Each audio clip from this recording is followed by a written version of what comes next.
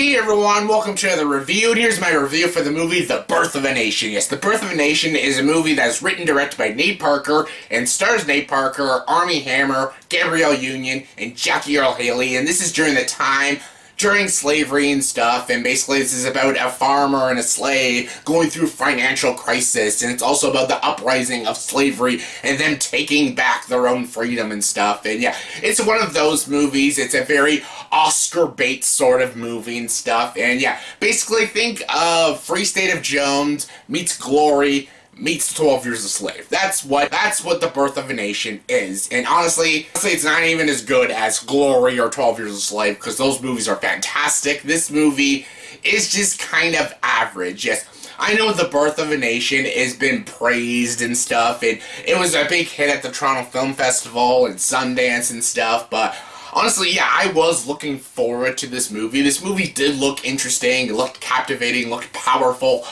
But all in all, after I watched the movie, I really didn't get very captivated by the movie. I was actually very disappointed with this movie, because it was the same when I saw Free State of Jones, because I thought that movie would be a gripping, powerful, inspirational film, but honestly, that movie just kind of bored me, and it only had really one good performance, that was from Matthew McConaughey, and this movie is sort of similar. It's still pretty boring, pretty dry. It's not very inspirational, I found.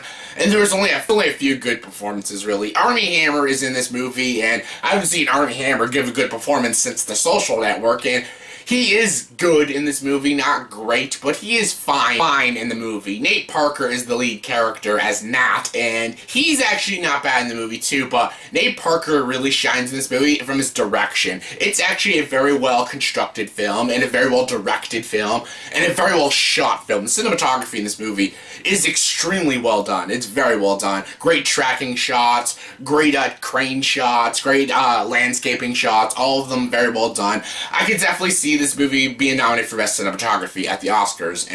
But yeah, the show stealer in this movie was Earle Haley. He was fantastic. I don't know if anyone will get nominated for this movie, but if there is a nomination, I do see Earle Haley getting a supporting actor nomination for his performance. He was damn good in this movie, and the writing was fine. It was kind of mediocre and stuff, but what this movie does shine in is Earle Haley's performance and its direction. It's a very well directed film and a very well shot film. Is it original? Oh no, it's not at all original. But there are some things that really did grip me and, really entertained me, and that was mostly in the last 15 minutes. That was like the best part of the movie. We actually get to see the battle, then uprising against all the people and stuff. That is the best part of The Birth of a Nation. That is what I wanted for the whole movie. The rest of the movie is very melodramatic. It's very, by the books, stuff you've seen before. Basically, 12 Years a Slave did it way, way better. 12 Years a Slave was more realistic, it was more gripping, more well acted, better executed. It was just an all-in-all better film. Same with Glory. This movie is just kind of like a mediocre version of 12 Years a Slave, and I don't know, I wasn't really moved by this movie, I wasn't inspired by this movie, it was just kind of average to me.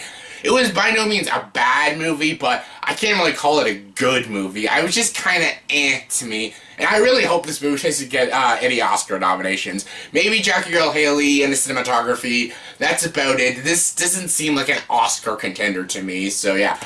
So far, for the beginning of Oscar season, it's been pretty disappointing, and yeah, The Birth of a Nation was supposed to start it all. Sully was good, but this one was just kind of disappointing. I didn't hate it though. There are things that I enjoyed. I like the shots. I love the ending. I love Earle Haley. Some of their actors do a pretty decent job. There's some decent editing as well, but all in all, it's just unoriginal, way too melodramatic. It's just not very interesting or gripping to me personally. I think a lot of people will still enjoy this movie. Just personally, I just couldn't get invested with this movie. So yeah, I don't know if I could recommend it. I think some people will like it, so yeah, if you were really moved by the trailers and stuff, you might enjoy this movie, but I don't know. I guess check it out and find out for yourself. So yeah, this movie just isn't for me. So yeah, on a scale of 1 to 10, I'll give the movie The Birth of a Nation a 6.3 out of 10. So yeah, definitely a disappointing film, and yeah, I don't know if this will be an Oscar contender.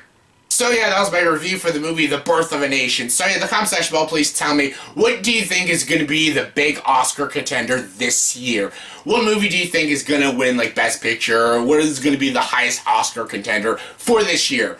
Me, personally, I think it's going to be either La La Land or Manchester by the Sea. Two films I'm really looking forward to. But yeah, give me your thoughts and opinions of what Oscar season is going to be like this year. And also tell me, did you like Birth of a Nation? And would you recommend it to people? Comment below. Let me know. And as always, like this video, please like, subscribe to this channel, and join the dark side.